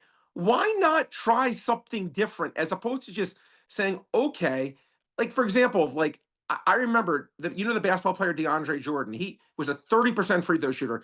He changed his entire everything, and he became a 70% free throw shooter. Not Rick Barry, not Steph Curry, but you know what? Going from 30 to 70, he changed something, and it's a pretty big improvement. Why not say, you know what? Let's maybe try to do tempo on offense. Maybe see how Jalen does, how the team does. Let's just at least do something different as opposed to just saying it's just going to change. It's just going to change. I know it's going to change. I don't know it's going to change at all. But what I do know is I'm seeing the same thing week in, week out. I don't see adjustments, Jeff. I don't see much that's really like that's not changing things up. My opinion is they need to change the stuff up more. And maybe, I don't know what they're doing or not doing with Jalen, but I'd say, Jalen, what do you want to do? What makes you feel most comfortable? What makes you feel like, all right, man, I got this? What plays do you like? Maybe they're doing it and it's just not working. Or maybe they're just trying to do stuff that the coordinator thinks he wants to install. I think they are doing it. I think they are doing it. And Jalen talked about it this week, too, again, that he's had a lot of conversations with Nick Sirianni on how everybody wants it to look. And look, you can go into it with the greatest plan ever, and it may just not work. And you may get shown different defenses. And I always do say you have 2.5 seconds as a quarterback to make a decision if you're lucky with 5, 6, or 7 300-pound guys trying to take your head off. It is the hardest position in professional sports to play. The guy's not the tallest guy in the world, and he may not be the best quarterback in the world, but he's a heck of a quarterback. He's won you a Super Bowl. He's played well enough to win you 2 Super Bowls. Absolutely. He's young in his career, and how many other quarterbacks would you rather have? And oh, by the way, more importantly than that, how many other quarterbacks can you get? So, would you rather have Jalen Hurts than the Carson Wentz? Of course, right? And so it's hard. It's hard to find a quarterback. It's hard to develop them. And obviously, when you win a Super Bowl, everybody's going to give you their best that following season. And so every week, your opposition, hey, that's their Super Bowl within the regular season. All right, you asked a question, Jeff, and actually, if you don't mind, I'd actually like to answer the question. In terms of, like, you asked how many quarterbacks would rather have them. I never thought about this until you just asked it. What is your guess? I'm going to do this exercise with you. You're going to say agree, disagree. How many quarterbacks, without thinking about it, don't look at anything, where do you think Jalen ranks? Right now, just make a guess in your head. Just spit it out. When you say right now, you mean right this second, or you mean just overall? Who would you rather have going forward, just this year, next year, a career? A career. I don't know. Maybe a handful. Okay, look, you say, is your handful 5? Is it 8? Is it 4? What's a handful? I don't know, 5. Okay, I'm going to say I have at least 10. All okay. Ready? Drake May. Yes or no? No. Okay. Josh Allen. Yes. Justin Herbert. Maybe. Mahomes, you'll give me? Yeah, of course. Lamar?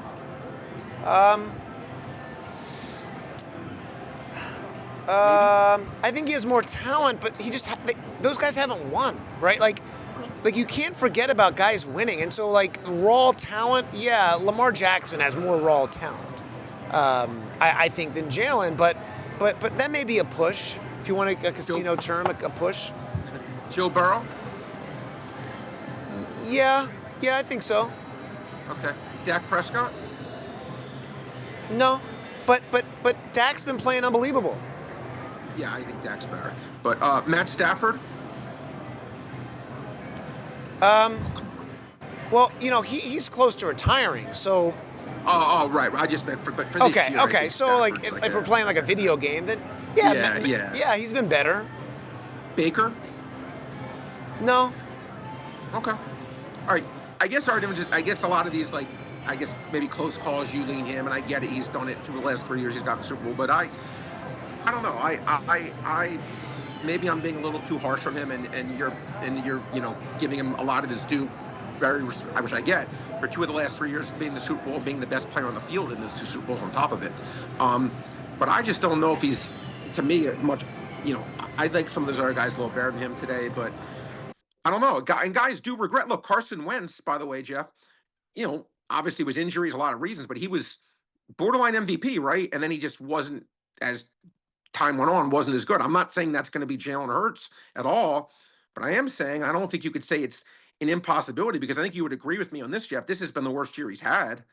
I mean, I think at least in terms of his overall effectiveness, at least in my opinion, at least since he's, in this last 3-4 years where he's been a magnificent player, I don't feel like this year he's played magnificently, just in my opinion. And I think that is an amazing opinion, and that hits the nail on the head. And I agree with you. He hasn't had his best season. He hasn't been at his best. And like I said, that candidness this week saying that that's been his biggest challenge as a Philadelphia Eagle. Sure. All the changes, and I think that does have an effect. All right, we're talking to Brad Feinberg, sporting sports betting expert here on BetPARX Saturdays. So you look around the league, what are some other key matchups you're looking at, and some other locks for all the bettors out there? Well, first of all, Jeff, no such thing as a lock, my friend. Always remember that. Talking no about such your thing as a lock at all. your money every week. There actually was. You know, it's funny you said actually there was a lock. Actually, if you had the news, there was a receiver. Oh my God, I'm spacing this. Tom Kennedy of the Lions.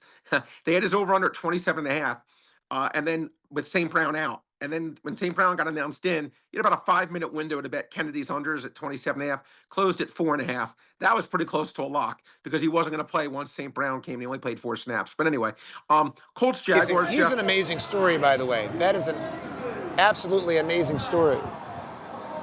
Some chaos going on behind me here at BetPARX at the Sportsbook. Lots of commotion. There you go. They probably want to bet, Brad, that you picked. So give me some things that are standing out this week. One of the things to me that I saw was the Packers-Bears game. That's my favorite game. The Bears 6.5 favorites. No, dog. Jeff, no, dog. Excuse me. Okay, dog. that game's But interesting to me. Jeff, my biggest bet of the week was that game, and I bet the Bears under 20.5 team total. It's still now 18.5, but that's fine. I still love you at 18.5. I laid a little extra juice at 20.5. This is the week, and we come back next week. Jeff, I want you to be like, Brad, that was a really good call, bro. Brad, man, you got that one so freaking wrong. Because I'll take it. I'll eat the humble pie, gladly so. I really think this is the week we see Caleb Williams in this Bears offense blank the bed. I do not think they're going to have any success at all against Green Bay. I think they would not shock me if they score single digits under 20.5. I feel I'm not going to call it a lock, but I will be very, very, very, very, very surprised if this Bears offense can score 21 against the Packers defense, and in my opinion, is at the top of the food chain, Jeff. I think the Packers win this one. I think they win it by margin. Line's high. Again, I prefer the under 18.5 or 20.5, which one you get, versus the game, because I can see the Packers also maybe only scoring 20, 17. It wouldn't shock me because their offense is a little erratic, but their defense, they're going to shut the Bears down, Jeff. That's my best bet of the week. Any other ones that stand out to you? I think, Jeff, the total in the Colts-Jaguars game is a little high. It's sitting at like 47.5. Look, the Colts, we saw the first 7 weeks, Jeff. They led the league 40. in points. Right now, it's at 47.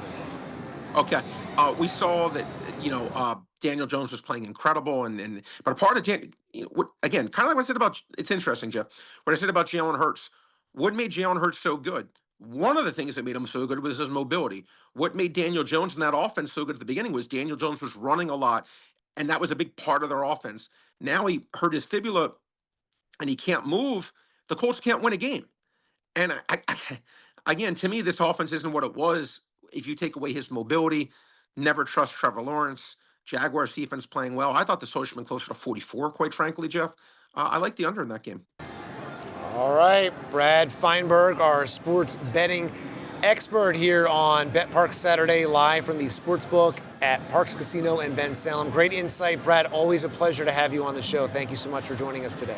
Jeff, I appreciate it. I always love talking to you. I appreciate it so much. Thank you so much. You too. Great seeing you. Absolutely. Good, guys. Interesting there as he gives us some insight on the Philadelphia Eagles and the LA Chargers. Eagles 2.5-point favorites and 41 over under. The way the Eagles have been playing, you'd like to think that that's going to come in under. I figure that, hey, the Eagles are absolutely due. Well, of course, a big sports weekend, including that Monday Night Football game in LA, Eagles-Chargers. And if you can't make it down to Parx Casino in Ben Salem, there's another way to win on the BetPARX app. That is the live bet. You can catch all the weekend sports. It makes watching the game that much more fun. Live betting is much better on the BetPARX app. Get some skin in the game. The BetPARX app is the Philly sports fans' choice to bet on sports and to play classic casino games as well, like blackjack, craps, and much more. Right now, new casino users can get up to 1,000 casino bonus back, plus 250 free spins on the new slot game, Tree Wishes, a BetPARX app exclusive. You must be 21 or older in Pennsylvania, New Jersey, Maryland, or Michigan to gamble. BetPARX.com has the terms and conditions. Gambling problem, call 1-800-GAMBLER. So we've had a jam-packed show. Jeff Skversky here from BetPARX Saturday on the PHLY Sports YouTube channel, live from the BetPARX Casino, or Parx Casino at the Sportsbook here. We've had a lot to talk about. We've talked to Hollis Thomas about the Eagles, as well as ESPN.com Chargers reporter Chris Rim. We've also talked to, of course, Brad Feinberg and Eddie Alvarez, who will make an appearance here tonight for the UFC 323 match. So let's get back to the Philadelphia Eagles. We talked about this at the start of the show. This is absolutely a must-win. They cannot fall to 8-5. Obviously, Jalen Carter will not be available in this game. He had a medical procedure on both of his shoulders. He's going to miss this one. Could miss a week or two. And Jordan Davis, interesting, he said this week, that the Eagles had a lot of extra energy at practice. And I hope that rubs off on Jalen Hurts, because we've talked about it earlier in the show, and I really want people to just have a perspective to say, take a deep breath. Jalen Hurts won you a Super Bowl. He almost won you 2 Super Bowls. He has 2.5 seconds to make a decision. With 300-pound guys trying to rip his head off, can we just relax? It is the most difficult position to play in sports. He's had 6 different play callers: Doug Peterson, Nick Sirianni, Shane Steichen, Brian Johnson, Kellen Moore, and Kevin Patullo. So if you're him, your head has to be spinning, and take the money out. He makes a ton of money, more money than anyone will know what to do with. Take that out. It'd be difficult, right? If you have that many offensive coordinators. And go back to this, what he's dealt with in college at Oklahoma and Alabama. And I thought he had a very candid answer this week, saying that it's been a challenge to have all these play callers, including in college. Like I said, 14 in 10 years, 6 in 6 years with the Eagles. Listen to Jalen Hurts this week talk about how much of a challenge it's been to have this many play callers and the effect it's had on him. Take a listen. You asked me about last game, but it's not just the last game I've watched. It's going back and watching a ton of different things. Years, games from the season, the rhythm, the sequencing, and the structure that we had and how organized we were. I think we got a lot of opportunity in front of us. But it takes a tight-knit group. It takes a collective. And all of those things are things that we can control in hindsight. And so I see it as the same thing. You never run from accountability. You never run from owning the things that you can control. And there are a lot of things that we can improve on. There are a lot of things that we've done well in the past. There are a lot of things that we do well now. We just have to be more consistent in that. We got to be able to define the things that we want to do so it's clear for everyone and everyone's on the same page. And I start with myself first on that. Yeah, that's something that's normal for me. That's something that's normal for me. It's not the first time that I've done that. Honestly, it's something that I do often. Just a matter of reflecting and seeing, okay, how were things, and then how were things now, and that's in the good and that's in the tough, and so something that's pretty standard. Go back. Look, if you listen to Jalen there, I find it really interesting that he he does admit it's been a big challenge with his time with the Eagles. 6 play callers in 6 years, and he's working his tail off. Give him the benefit of the doubt that he's going to figure this out. They don't win a Super Bowl last year without him, and they're not going to win a Super Bowl this year without him.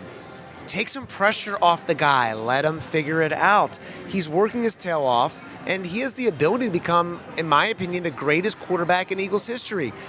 Is he have the raw talent like Donovan did? Maybe not as much, but Jalen Hurts is a great quarterback. And he's been sitting down with Nick Sirianni trying to figure this out, get on the same page. You have A.J. Brown in his ear. He wants the ball more. Okay, well, they've given them the ball more, and they're not winning. And I try to look at this just very simply.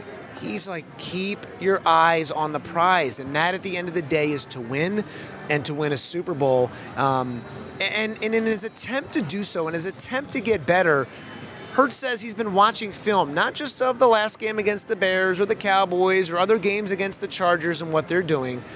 He's been going back years trying to solve this offense and the issues. He's gone back years and years and years. Listen to what Hurts said about his preparation and watching tape from years past. I mean, it's different from year to year. It's different from year to year. And, I think when I think way back, I think about, the structure I had, the structure I had and how that was with my father when I played for him in high school. Something so simple like that can apply right now when you talk about consistency and kind of building and development and seeding and sitting under one thing so you can grow amongst that thing. That's been a big challenge in my time being an Eagle because I've taken accountability and I've gone about it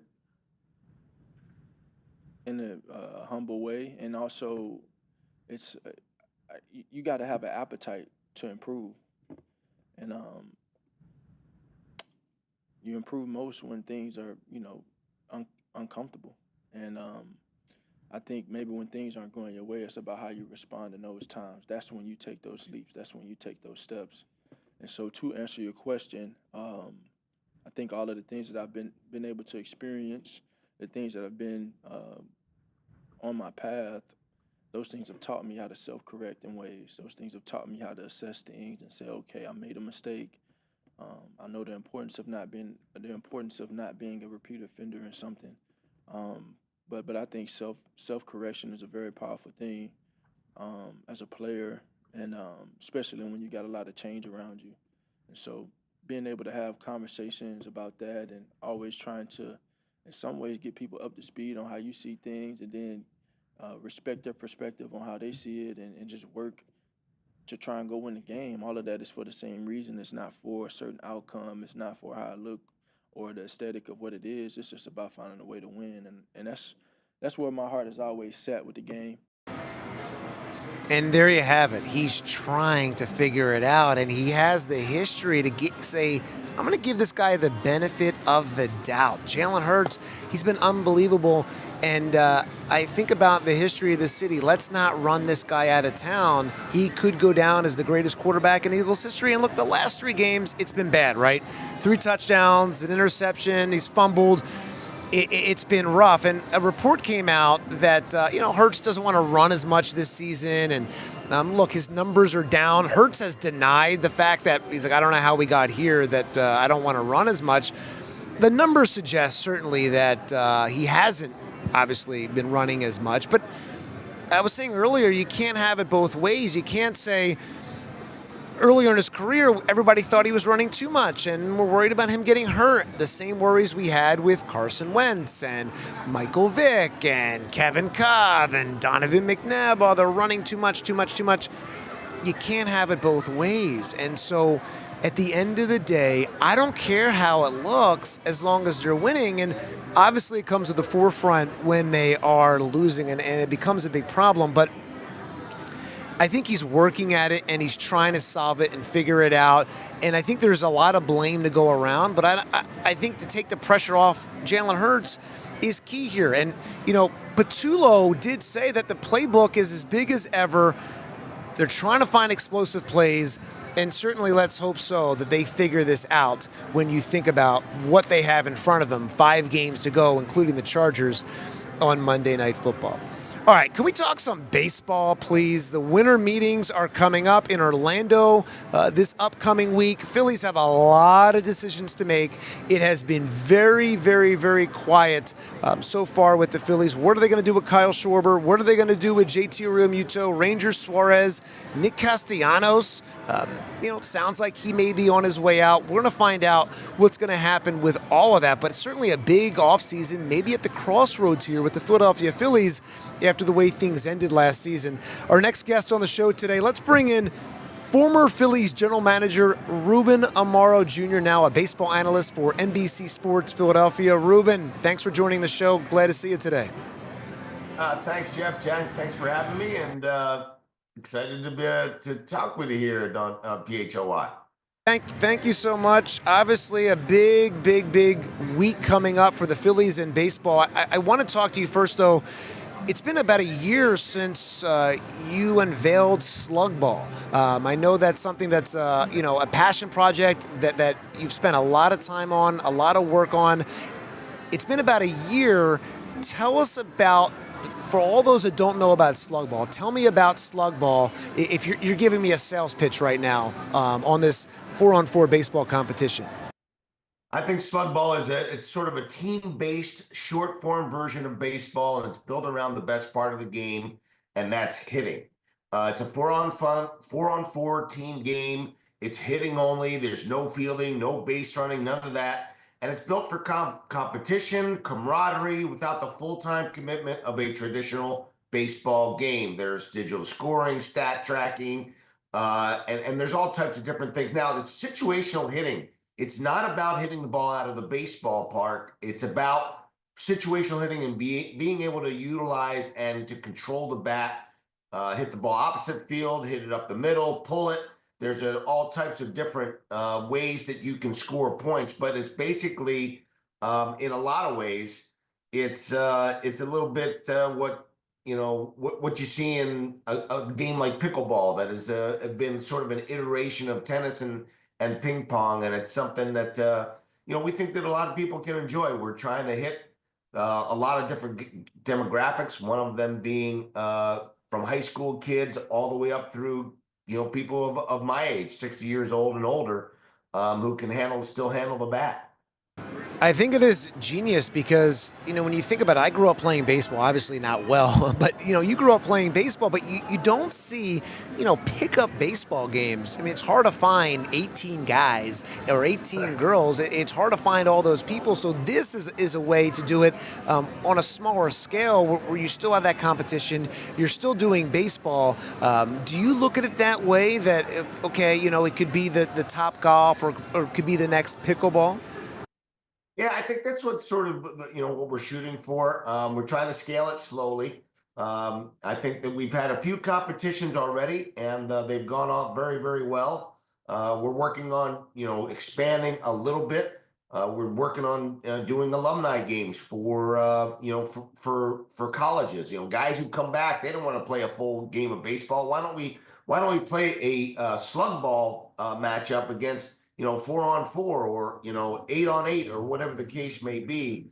I think that there's ways to utilize our slug ball in a way that's fun, still still competitive, but fun and something to do. And listen, you don't have to go out there and field. You don't have to throw unless you're the pitcher. You don't have to. All you got to do is swing the bat and control the barrel a little bit. And I think it's a cool way for people to continue to enjoy baseball after their playing days. Something that you don't really see all that often. No, you're right. I had a lot of fun doing it. I was at an event. It was, I guess, in April or May. Yeah, at the Trenton Thunder Ballpark, which is a great minor league ballpark, and it was a lot of fun. I nearly took off one of your photographer's heads. I was so late on a 20-mile-per-hour fastball. I was so late on it. I hit it over into the dugout, and I'm like, oh my goodness, I'm gonna kill this guy. But I'm probably not the best person to be doing it, but it was a lot of fun. I mean, like I said, I grew up playing baseball, and I do miss it. But it's easy to play basketball. It's not so easy to play baseball. So, I commend you for launching this as one of the co-founders of Slug Ball, former Phillies GM Ruben Amaro. And Ruben, you talk about situational hitting. I find that the Phillies, when you look at last season and the last couple of years in the playoffs, that's something they've struggled with. And I think it's been frustrating. Kind of like the Eagles, when you see so much talent on the team that, okay, they're not doing A, B, and C. How frustrating was it for you to watch the way another Phillies playoff run ended so quickly? It was frustrating as a fan and as a broadcaster. I mean, there's no question that the talent level that they have is very, very high. I mean, it's one of the best. It was one of the best top 4 or 5 teams in baseball, but they haven't been able to get over the hump. Obviously, Los Angeles Dodgers being that hump for them. But I think that there's, winning is really, really tough, Jeff, and it's a difficult thing to do. Everybody's trying to do it, and when you get to that level, you have to be able to come up with the big base hit, the big pitch, the big play that's going to separate you from the other ball club, and they just have not been able to, to perform on the offensive side of the ball particularly well. They've had, chances to win. They've been in most series. They just haven't been able to get over the hump. Yeah, it's been tough to watch. I think for everybody, and even the Phillies, like you could see it on their faces. You have all these stars, and I don't know if you feel this way. I've looked at this run similar to I look at the run that you guys had when you were the GM of the Phillies. It feels like there's these aging stars, and you're at this crossroads of, do we go younger? Do we provide youth? Do you see similarities here? Obviously, this group has not won a World Series. When you took over as GM after winning the World Series, you had these great runs that just, against the Yankees and, San Francisco and then the Cardinals. But after 2011, you had all these stars. And I imagine you had those conversations internally going, we have all these stars, Utley and J-Roll and Ryan Howard and Cole, but we're not going further. What do we do? Do you see similarities there, or do you think this is completely different? I do see some similarities. The difference, I think, with my era in 2012 and beyond, that those guys, they almost to a man. I mean, many of those guys and some of the people that you named, including guys like Roy Halladay and others, a lot of those guys got hurt.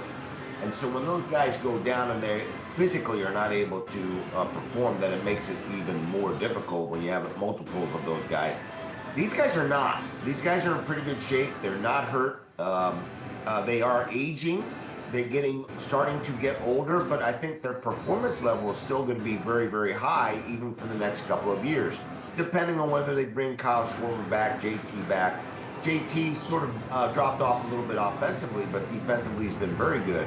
And that continues to be an important part of, of what he does. So I think physically, I think that they are in much better condition just because they don't have the physical issues that some of the guys in 2012 for our ball clubs and beyond really struggled with. We lost, Roy Halladay to injury. We lost even Cliff Lee and others. Ryan Howard, Chase Utley with his knees and such. So they don't have, the Phillies don't have those issues with Trey Turner and Harper. Those guys are generally pretty healthy. Schwarber was healthy. JT was generally healthy. So that hasn't really been as big an issue. They have, they did lose Wheeler there at the end of the season, but it seems like he's going to be back.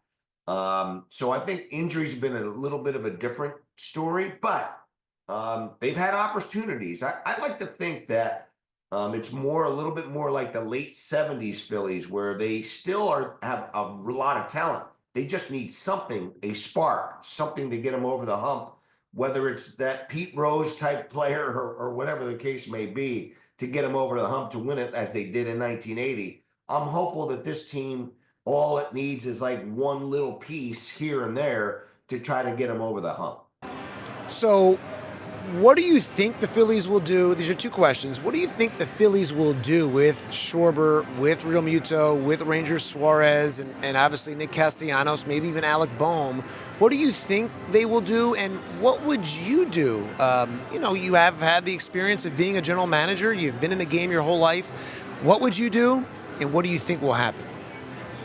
I think it's really important, and I've talked about this before, but one of the biggest strengths is their pitching, and it's really what's carried them the last couple of years as far as starting pitching is concerned. I think that it is important to have somebody who can be the general behind the plate to manage that pitching.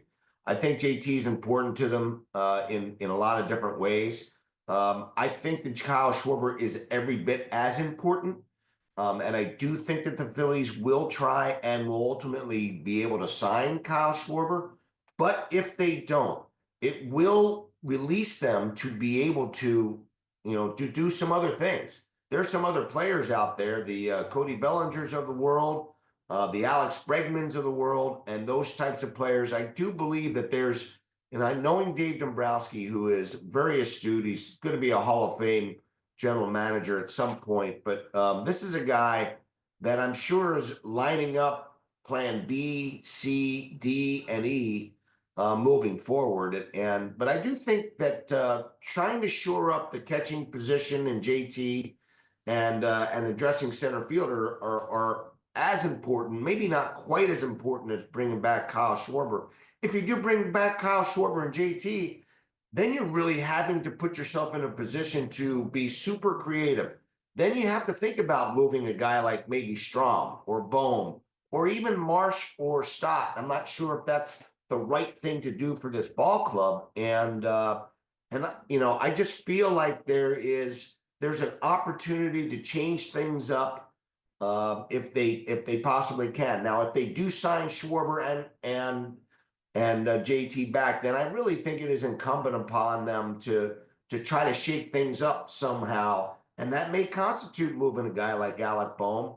I haven't talked about Castellanos. I think it's a fait accompli. I don't think he's going to be back with the Phillies. I believe at some point they're going to move him either somewhere off the roster as a trade, or I'm not sure if they're going to be able to outright release him. And I'm not sure if they want to walk away from $20 million, but I think they're going to try to figure out a way to move on from Castellanos and give themselves a chance to revamp that outfield. Is it too early to ask this question, what their biggest issue is right now? I mean, is the biggest priority, you mentioned pitching, and, they have Andrew Painter waiting in the wings, and, certain guys have taken steps in the right direction, but I feel like Ranger Suarez has been this forgotten guy, because the focus has been Schwarber, then Real Muto, then Ranger, but I don't feel like you can sleep on Ranger. He's been an unbelievable pitcher. He's been outstanding, and he's great in the playoffs. The durability is the big issue for me. He hasn't really ever pitched, thrown 32, starts. And I think he's going to be, based on what's going on in that industry right now, Dylan Cease getting 7 years is probably going to elevate how many years Ranger's going to get. I'm not sure how the industry is viewing him, whether they believe that he can be as durable as a guy like Dylan Cease. So I would assume that he's trying to look for at least a 5-year deal. My big thing on the whole Schwarber combination, I mean, there's it's a big piece of pie, right?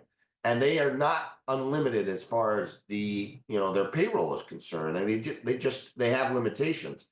So if you sign Schwarber, or if you don't sign Schwarber, then it may open them up to consider going all pitching and going with, more, thinking about signing Ranger Suarez. I think a lot of it will depend on what happens with Schwarber, and they kind of have to go from there. Once that's resolved, that big piece of the pie, because it's a big one, because that AAV, that average annual value is going to be somewhere around a 30 number, then that's going to put them in a position to figure out, okay, now how are we going to work the rest of these pieces in there so that we can make some change and still have a really competitive team. I'm fascinated, Jeff, by this offseason because in some ways, some of these moves may end up hand-tying these guys a little bit and putting them in a position where they don't have a lot of flexibility, and yet there are two really good players in JT and Schwarber that in a lot of ways they really love to have back. So it's going to be a tough. I don't envy the job that Dave Dombrowski has right now because he's got to really thread a needle that's going to be a difficult one to do. Yeah, and you can make the case that they need some outfield help. I mean, they need a right-handed bat. They need some help there, and then yeah, and I know this is probably a pipe dream, and I always think of, man, it'd be great to have like Mike Trout here. Obviously, he's had his injury concerns, and I don't know if he wants that pressure of playing in his hometown, but I always think like, man, Mike Trout would be like this perfect fit here in Philadelphia. Maybe that's just like the fan in me, perhaps thinking something like that, like down the road. But I go, you need a right-handed bat with some pop. Yeah, I mean, I don't know if Mike Trout's really the answer. There's some guys out there that could help them. They've got the third baseman, I guess, in Japan, pretty darn good third baseman. They have Bo Bichette and guys like Alex Bregman are still out there. So there's some people out there that to consider. And but I would love to. We've talked about. I guess that name Byron Buxton's popped out, but it sounds like now the Twins are likely not to move him. So like I said, it's going to be a real big challenge for Dave Dombrowski to try to fill all the holes. I don't know that they will. I think the biggest thing, the biggest thing that's going to happen is to figure out what happens with Kyle Schwarber and then make adjustments from there. Yeah, and obviously if JT Realmuto doesn't come back, and it sounds like he wants to be back, but then what do you do at catcher? I mean, he has been a staple behind the plate, and for a very long time, best catcher in baseball, and that is a big, big, big hole to fill if JT doesn't come back. No question about it. And I love Rafael Marchand. I don't know that he can, catch 100 games for a championship caliber team. Right now, you have Stubbs and Marchand in your stable. They may have to go out and get a veteran. They definitely have to if JT doesn't come back and sign some sort of veteran. It's a little bit of a light, grouping of free agents in the catching area, but Dave Dombrowski's a pretty smart guy. He knows what he's doing, and so if JT doesn't come back, they're gonna have some challenges ahead as well. All right, Ruben Amaro Jr., thank you so much. Does a great job on NBC Sports Philadelphia, breaking down the Phillies, a great baseball analyst, former Phillies GM, and of course the co-founder of Slug Ball. Best of luck as you head into year 2 with Slug Ball. Thank you, Ruben, so much for joining us. Thanks for having me, Jeff. You be well. You too. Ruben Amaro Jr., great insight on what the Phillies may do as they're days away from the baseball winter meetings in Orlando. Well, that'll do it for us today on BetPARX Saturday, live from the Sportsbook at Parx Casino in Ben Salem here on PHLY Sports. For Andrew Frazier, our producer, I'm Jeff Skversky. Thanks for watching. Eagles-Chargers, Monday Night Football. Can they finally end that 2-game losing streak? We'll find out, and we'll talk about it. See you next week on PHLY Sports. We all silly like the mayor.